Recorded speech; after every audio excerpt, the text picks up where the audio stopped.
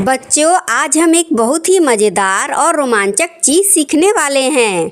क्या आपको पता है कि हमारे आसपास कई तरह के छोटे छोटे कीड़े मकोड़े रहते हैं जिन्हें हम इंग्लिश में इंसेक्ट्स कहते हैं। चलिए आज हम इनकी दुनिया में झांकते हैं और इनके नाम भी इंग्लिश में सीखते हैं। ये है तितली, इसे इंग्लिश में कहेंगे बटरफ्लाई। क्या कहेंगे? बटरफ्लाई। ये फूलों के परागण में महत्वपूर्ण भूमिका निभाती है और आपको जान के आश्चर्य होगा कि इनकी स्वादेंद्रियां इनके पैरों में होती हैं।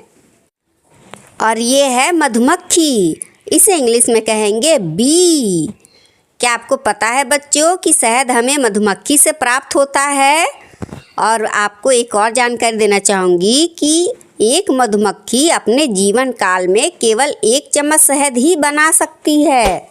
और अब ये है चींटी, इसे इंग्लिश में कहेंगे एंट। क्या आपको पता है बच्चों, चींटियाँ अपने वजन से 50 गुना ज़्यादा वजन उठा सकती हैं। तो इसे इंग्लिश में क्या कहेंगे? एंट।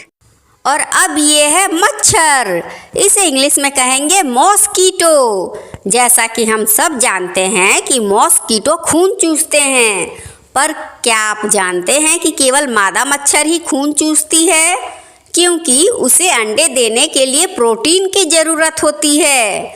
आइए अब आगे बढ़ते हैं। ये है लाल भृंग, इसे इंग्लिश में कहेंगे लेडी बग। लेडी बग किसानों के लिए लाभकारी होते हैं क्योंकि ये फसल के कीड़ों को खाते हैं। और आगे देखते हैं, यह है टिड्डा, इसे इंग्लिश में कहेंगे ग्रास हॉपर। क्या आपको पता है बच्चों, इनके सुनने के अंग इनके घुटनों में होते हैं और ये अपने आकार से 10 गुना ज़्यादा दूरी तक कूद सकते हैं। और अब ये है तिलचट्टा, इसे इंग्लिश में कहेंगे कॉकरोच। कॉकरोच एक कीट है जो दुनिया भर में पाया जाता है। यह गर्म और नम जगहों पे रहना पसंद करते हैं, जैसा कि रसोई या नालियों के आसपास। इनके सिर पे 2 एंटीना होते हैं जो इन्हें सूंघने और छूने में मदद करते हैं।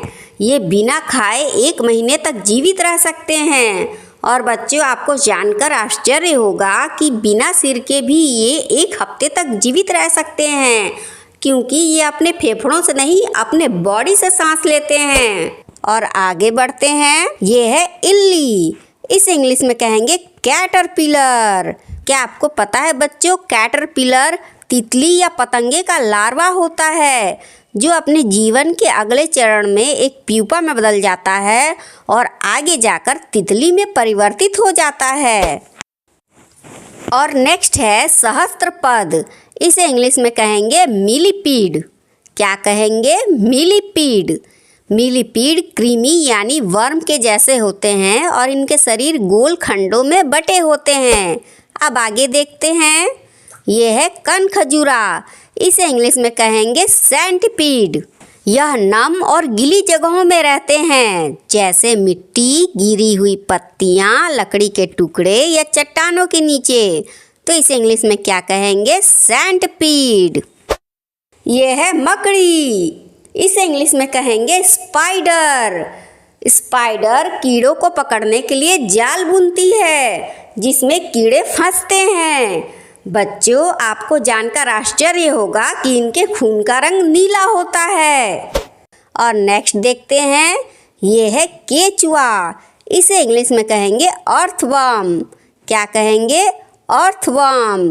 केचुए को किसान का मित्र कहा जाता है क्योंकि यह मिट्टी को उपजाऊ बनाने का काम करता है। और नेक्स्ट ये है ततैया, इसे इंग्लिश में कहेंगे वॉस्प। यह एक पतला और धारियों वाला कीट है जो डंक मारने की क्षमता रखता है। यह आमतौर पर पीले और काले रंग का होता है। और अब ये है दीमक, इसे इंग्लिश में कहेंगे टर्माइट। टर्माइट छोटे कीड़े होते हैं जो लकड़ी, कागज और अन्य सेल्यूलोज सामग्री को खाते हैं। इन्हें सफ़ेद चींटी भी कहा जाता है। तो दीमक को क्या कहेंगे इंग्लिश में? टर्माइट।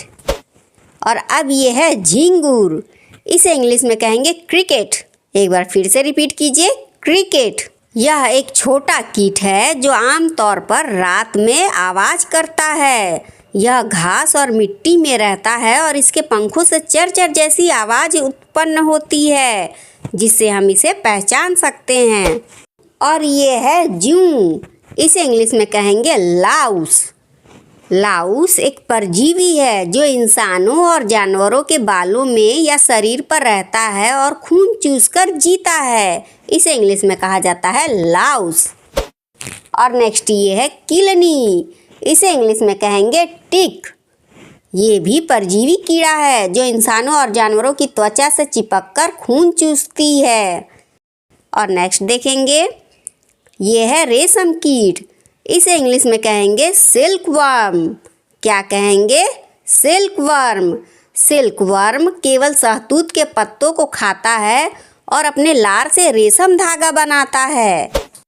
और अब आगे बढ़ते हैं, ये है जुगनू। इसे इंग्लिश में कहेंगे फायरफ्लाई। फायरफ्लाई एक छोटा उड़ने वाला कीट है जो रात में अपनी रोशनी पैदा करता है।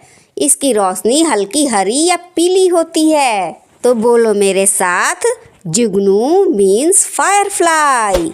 और अब ये है व्याध पतंग या तितली नुमा पतंगा। इसे इंग्लिश में कहेंगे ड्रैगन फ्लाई। ड्रैगन फ्लाई मच्छरों और अन्य छोटे कीड़ों मकोड़ों को खाकर उनकी आबादी को नियंत्रित रखता है। और अब ये है गुबरैला या भृंग। इसे इंग्लिश में कहेंगे बीटल। बीटल पर्यावरण के लिए लाभदायक होते हैं क्योंकि ये कचरे को नष्ट करके मिट्टी को उपजाऊ बनाने में मदद करते हैं। और नेक्स्ट देखते हैं, ये है जोंक। इसे इंग्लिश में कहेंगे लीच। क्या कहेंगे? लीच। यह नदियों, तालाबों और कीचड़ में पाया जाता है जो अपने शिकार के खून को चूसता है। और अब ये है कठकीड़ा। इसे इंग्लिश में कहेंगे स्टिक इंसेक्ट। इसके शरीर की बनावट देखने में लकड़ी, झाड़ियाँ या शाखाओं की तरह होती है जो इसे शिकारियों से बचने में मदद करती है। तो बोलो मेरे साथ, कठकीड़ा मीन्स स्टिक इंसेक्ट। और अब ये है पतंगा। इसे इंग्लिश में कहेंगे मोथ। क्या कहेंगे? मोथ। यह तितली जैसा दिखने वाला कीट है जो रात में सक्रिय होता है। और आगे बढ़ते हैं, ये है पर्णकीट या पत्ते जैसा कीट। इसे इंग्लिश में कहेंगे लीफ इंसेक्ट। क्या कहेंगे? Leaf insect. और नेक्स्ट ये है मक्खी। इसे इंग्लिश में कहेंगे हाउस फ्लाई। हाउस फ्लाई 2 पंखों वाला कीट है और इसके 6 पैर होते हैं। यह गंदगी और सड़े हुए खाद्य पदार्थों पर बैठती है जिससे यह बीमारियों के कीटाणु फैलाती है। और नेक्स्ट ये है खटमल। इसे इंग्लिश में कहेंगे बेड बग। बेड बग छोटे, चपटे और लाल भूरे रंग के कीट होते हैं जो आमतौर पर बिस्तर, फर्नीचर, दरारों और दीवारों के कोनों में छिपे रहते हैं। यह इंसानों और जानवरों का खून चूसते हैं। आइए अब नेक्स्ट देखते हैं। और अब ये है घोंघा। इसे इंग्लिश में कहेंगे स्नेल। स्नेल एक धीमी गति से चलने वाला जीव है। इसका शरीर नरम और चिपचिपा होता है जो एक कठोर खोल के अंदर रहता है। इसके सिर में 2 जोड़ी एंटीना होते हैं।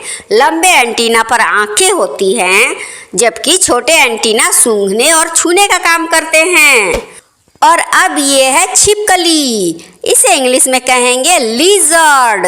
लिजर्ड आमतौर पर घरों की दीवारों और छतों पर देखी जाती है जो हमारे घरों में कीड़े मकोड़े खाकर हमारी मदद करती है। यह खतरे के समय अपनी पूंछ काटकर भाग जाती है जिसकी जगह पर फिर से नई पूंछ उग आती है। तो इसे इंग्लिश में कहेंगे लिजर्ड।